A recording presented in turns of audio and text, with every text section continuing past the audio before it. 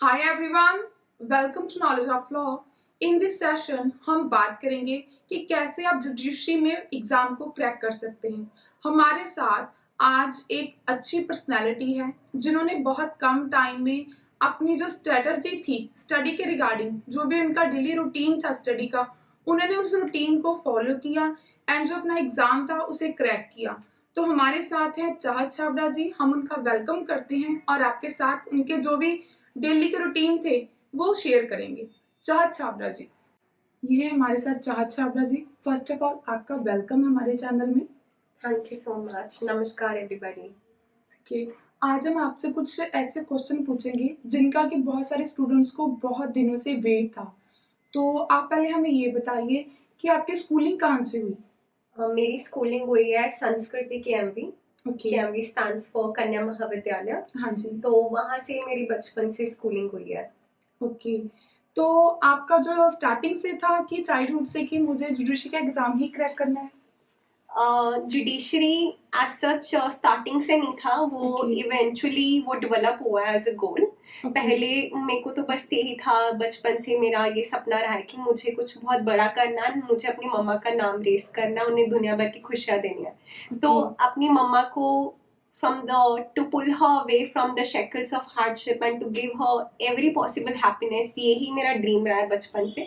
तो judiciary actually मेरे काफी सारे कजन्स थे, एल्डर कजन्स थे जो कि लॉ उन्होंने चूज किया हुआ था। Okay. तो उनसे मुझे पता लगा कि लॉ नाम की कोई फील्ड होती है। Okay. तो मैंने जस्ट वैसे ही क्लास में कहना स्टार्ट कर दिया कि मैं भी लॉ करूंगी बड़े होके एंड मैं जज बनूंगी, जबकि मुझे जज का मतलब नहीं पता था कि जज क्या होता है या लॉ क्या होती है। तो फिर मैंने कहना तो स्टार्ट कर दिया। फिर जैसे जैसे मैं बड़ी होती गई तो मेरा इसमें इंटरेस्ट भी डेवलप हो गया। जैसे मैं लाइब्रेरी में जाती थी तो वहां पे एक बुक होती थी, वो एम लक्ष्मीकांत की बुक है, कॉन्स्टिट्यूशन की, आपको पता होगा। I know. तो वो बुक को मैंने जब पढ़ा तो उससे मुझे सिविल सर्विसेज का उसमें इंटरेस्ट पड़ा, मुझे कॉन्स्टिट्यूशन का बहुत इंटरेस्ट पड़ा। तो कॉन्स्टिट्यूशन ही मेरा फेवरेट सब्जेक्ट बन गया। तो मैंने फिर चूज कर लिया कि मैं ह्यूमैनिटीज को ही प्रेफर करूंगी, क्योंकि उसमें हमको पॉलिटिकल साइंस का भी सब्जेक्ट होता है। तो मेरे को था कि उसमें थोड़ा सा मुझे कॉन्स्टिट्यूशन पढ़ने को मिल जाएगा। तो उस वक्त में हमारे स्कूल में ह्यूमैनिटीज इंट्रोड्यूस ही नहीं हुआ था। ओके। तो नॉर्मली वो ही 3 ही स्ट्रीम्स थी, नॉन मेडिकल, मेडिकल और कॉमर्स।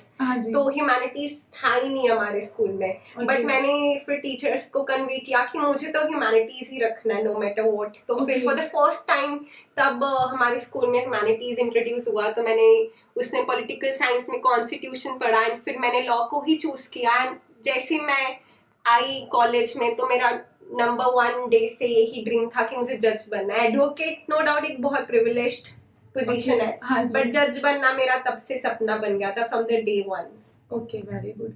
चलो, आपका जो भी था वो तो ड्रीम अभी पूरा हो गया, कंप्लीट हो गया। बट अब ये भी बताइए कि आपने जो एलएलबी की है वो आफ्टर +2 की है, तो आपने टीवाई से की है या फिर आपने 5 से की है?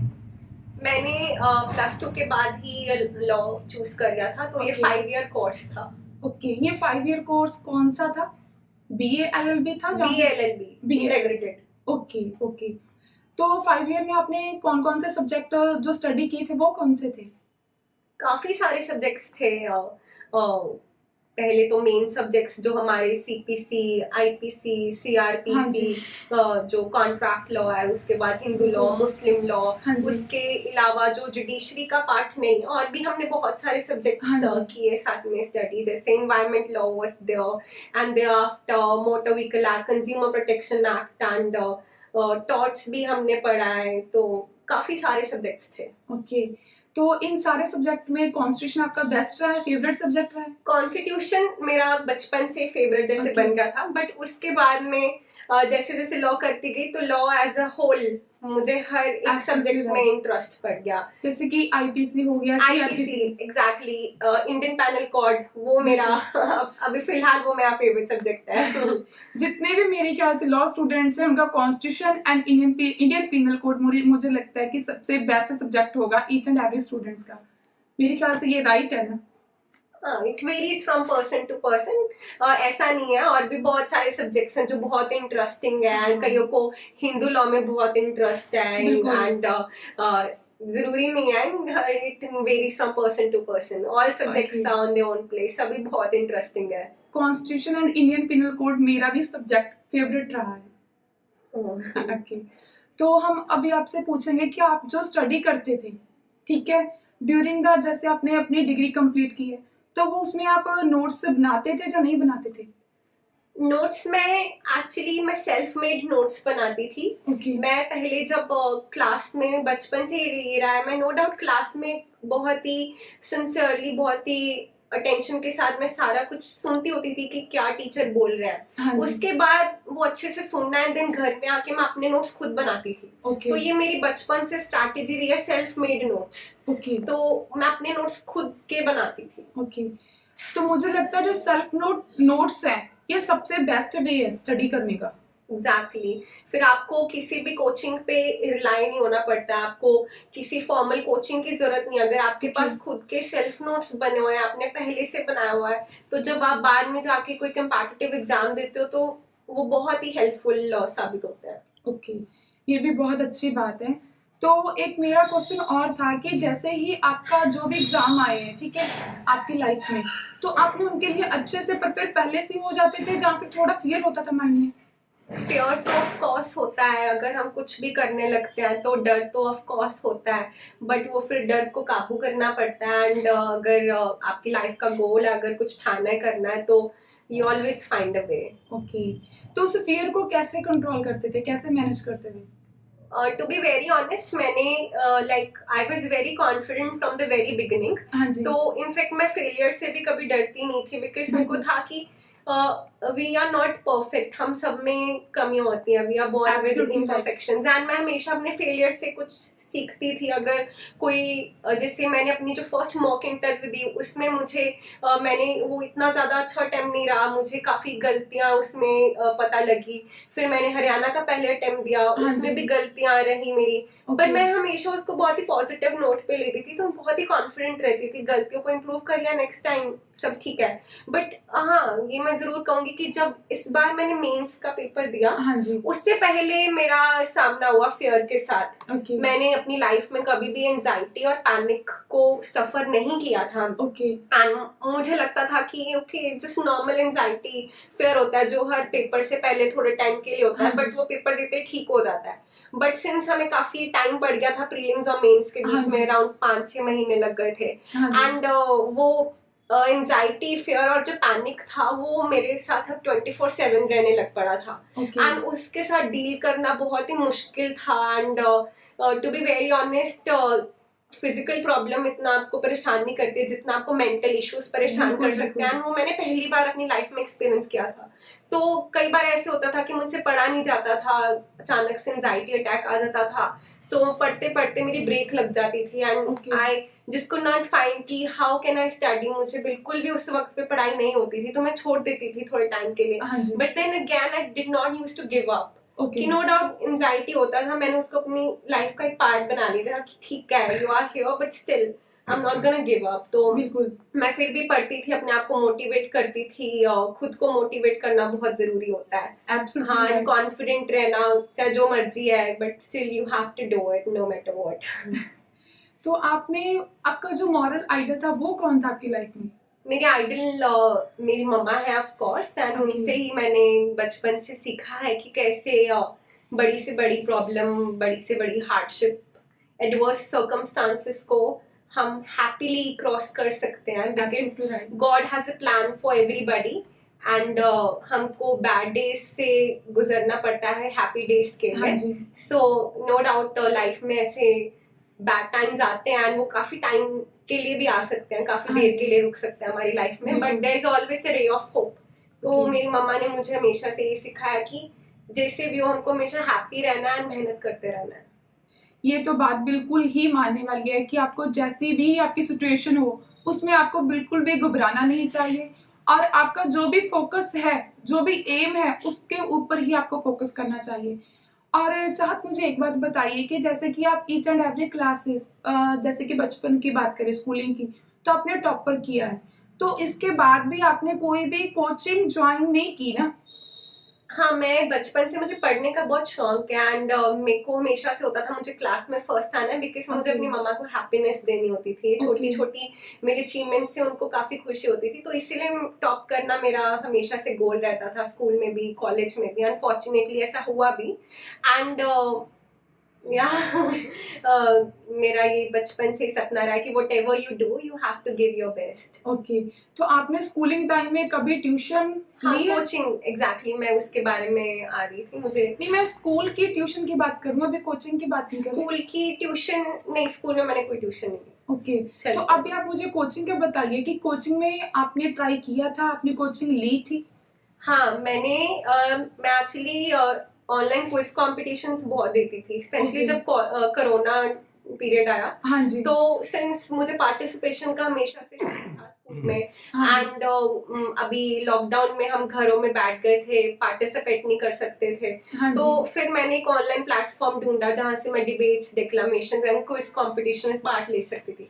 तो एक बार क्विज कॉम्पिटिशन देते देते ही एक ऐड आई कि एक स्कॉलरशिप टेस्ट भी ऑनलाइन, तो मैंने वो दिया एंड उससे मेरे को स्कॉलरशिप मिल गई थी। That was the scholarship test by Unacademy. तो मैंने अन अकेडमी में फिर अपनी बहुत ही नॉमिनल अमाउंट पे मुझे कोचिंग का बेनिफिट मिल गया, तो मैंने एनरोलमेंट ली एंड बहुत ही सक्सेसफुली मेरी कोचिंग चल रही थी। अनिल खन्ना सर वो से, करण सांगवान सर एंड और भी बहुत सारे वहाँ पे अच्छे अच्छे टीचर्स हैं जो आपको गाइड कर रहे थे। But unfortunately due to health issues कि मेरी कोचिंग वो कंटिन्यू नहीं हो पाई एंड कोचिंग करने के 3 महीने बाद ही आई फेल सीरियसली इल एंड तो मेरे को कोचिंग बीच में छोड़नी पड़ी क्योंकि साथ में ही पंजाब की नोटिफिकेशन आ गई। हाँ जी। तो फिर मेरे को था कि अभी एक ही चीज हो सकती है, या फिर सेल्फ स्टडी या फिर तो कोचिंग। हाँ जी। तो फिर मैंने कोचिंग से थोड़ा सा करके उसको साइड पे रख के जो मैंने कॉलेज टाइम से ही अपने सेल्फ नोट्स बनाए थे, फिर मैंने उन्हें खोला एंड कुछ रिसेंट डेवलपमेंट्स को नोट करती गई एंड मैंने फिर उन्हीं के थ्रू ही मैंने जुडिशरी का पेपर दिया। ओके, तो नहीं, क्वेश्चन अब भी मेरा यही है कि जो बहुत सारे स्टूडेंट के माइंड में ये होता है कि बहुत सारे स्टूडेंट्स ऐसे होते हैं कि जो अफोर्ड नहीं कर सकते क्योंकि कोचिंग की फीस इतनी होती है कि वो अफोर्ड नहीं कर सकते, जहाँ उनके सर्कमस्टांसेस ऐसे नहीं होते, सिचुएशन ऐसी नहीं होती कि वो कोचिंग में जाएं, पीजी का खर्चा हो, जो और बहुत सारे खर्चे हो, उन्हें वो अफोर्डेबल कर पाएं। तो मुझे आपसे ये पूछना है कि कोचिंग में क्या सिखाते हैं जहाँ अगर आप कोचिंग नहीं भी लेते तब भी आप जुडिश का एग्जाम क्रैक कर सकते हो? एग्जैक्टली आप कोचिंग के बिना भी जुडिशरी का क्लियर कर सकते हो, there is no doubt for it and 100% आप बिल्कुल क्रैक कर सकते हो। कोचिंग वो आपको एक डायरेक्शन शो करते हैं कि वो आपको ऑफ कोर्स वो नोट्स प्रोवाइड करते हैं, आपकी कंसेप्चुअल क्लैरिटी नहीं है किसी चीज को लेके तो वो क्लैरिफाई करते हैं बहुत ही अच्छी डिटेल्स के साथ, एक्सप्लेनेशन के साथ। तो बहुत ही आपका हाफ वर्क इज डन कि कोचिंग वो। But at the same time अगर आपके पास कोचिंग भी है, आपने इतने पैसे भी लगाया, but at the same time if you are not putting your own efforts तो वो कोचिंग का भी कोई फायदा नहीं है।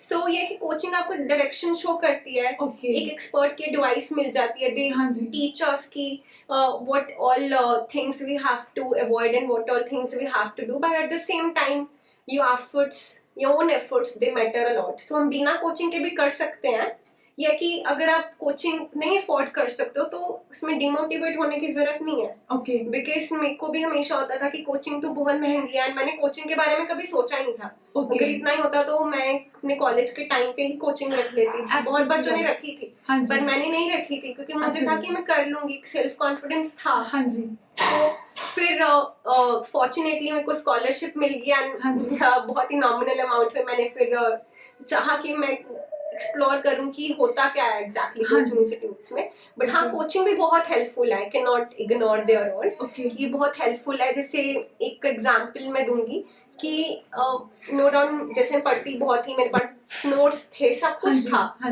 रेडीमेड मटेरियल था, वो सब मेरे पास रेडी था। बट एक कमी थी मेरे में कि मेरे को प्रेजेंटेशन नहीं आती थी, हैंड राइटिंग इशू था मेरा। एंड जब मेरा हरियाणा का मैंने पेपर दिया तो मेरा बिगेस्ट फ्लॉ क्या रहा है, I would like to share that. वो बिगेस्ट फ्लॉ ये था कि मैंने मार्जिन के ऊपर लिखा एंड मैंने कोई मार्जिन ड्रॉ नहीं किया। जो ऊपर मार्जिन होती है उसके भी ऊपर मैंने लिखा, क्योंकि कॉलेज स्कूल में कोई होता था कि शीट का कोई कोना खाली है। एंड आई फॉरगॉट कि अभी मैं जुडिशरी का पेपर दे रही हूँ एंड मुझे ये गलतियां नहीं करनी है।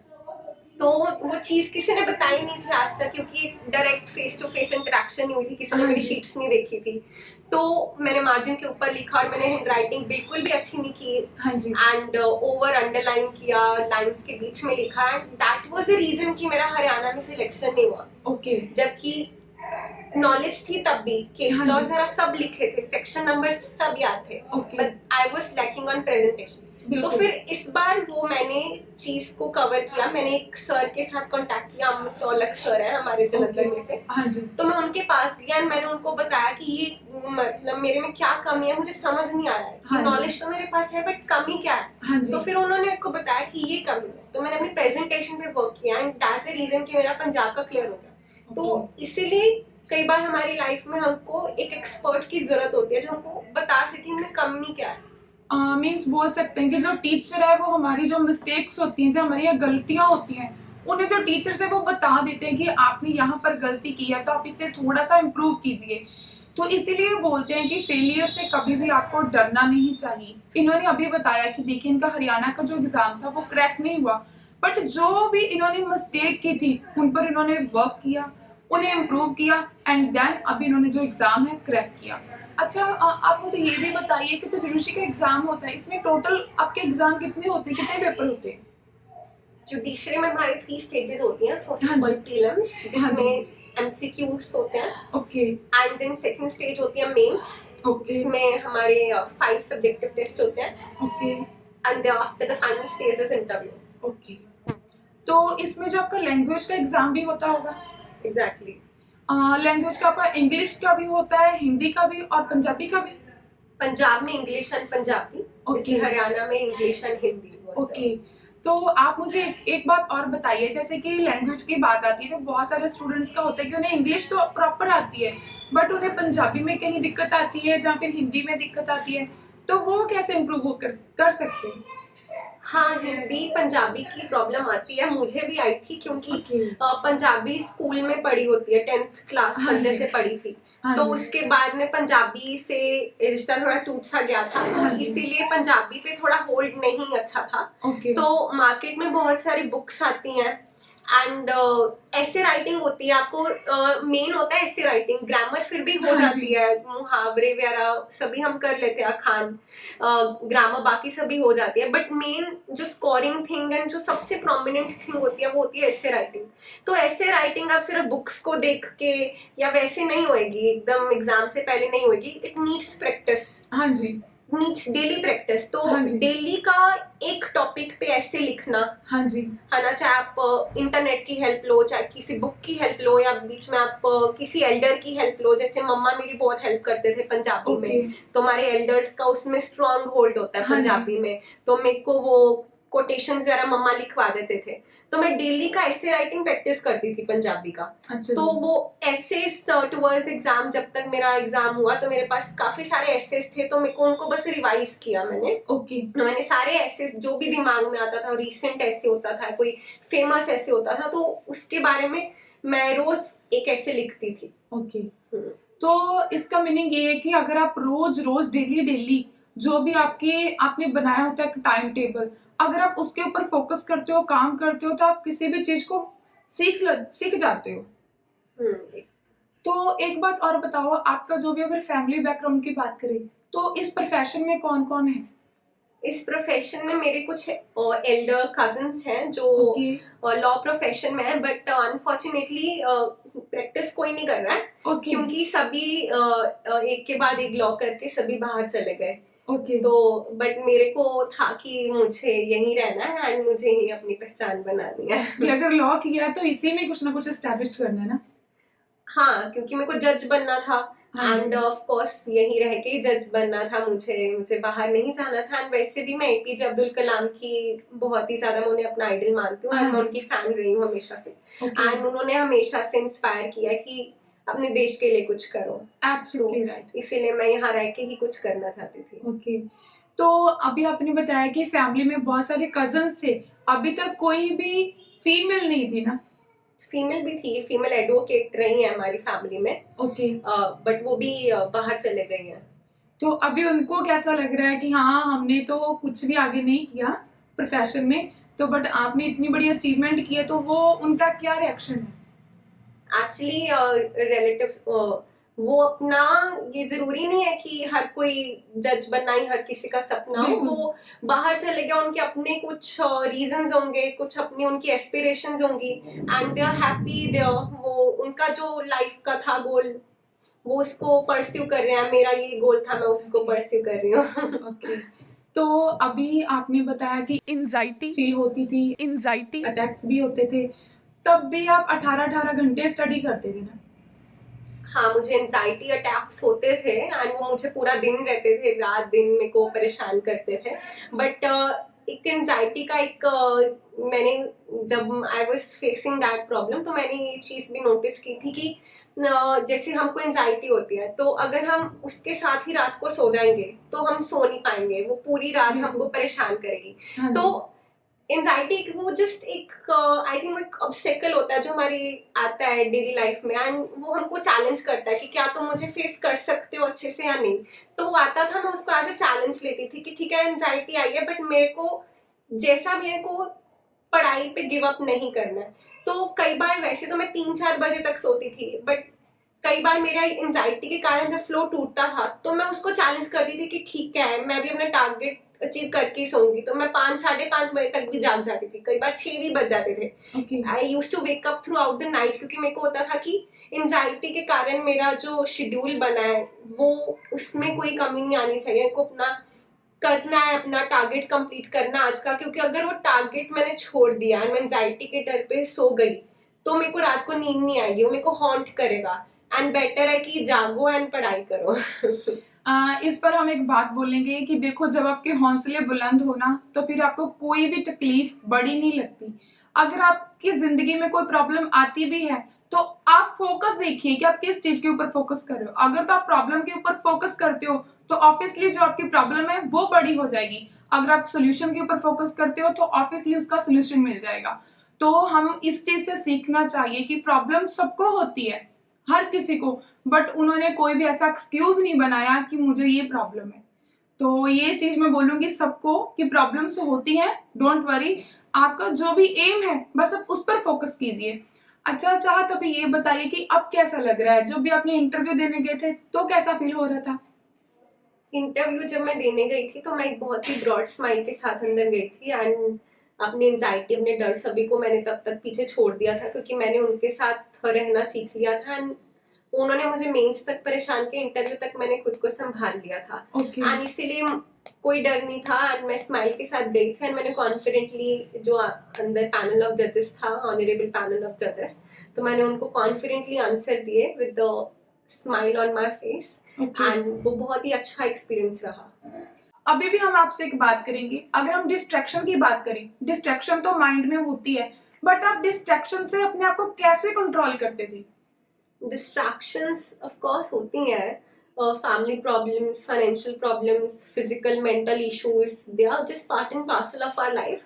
बट डिस्ट्रैक्शंस को हम कभी भी इतनी अहमियत नहीं देनी चाहिए, उनको अपने सिर पे हावी नहीं करना चाहिए। ओके, हो गया कोई problem, so just try to ignore it and try to focus on your goal, self introspect and self evaluate ki why we are doing this, why this is important for us, and we'll eventually gather energy, अपने आप हमें energy आ जाएगी, confidence आ जाएगा, and will happen to succeed.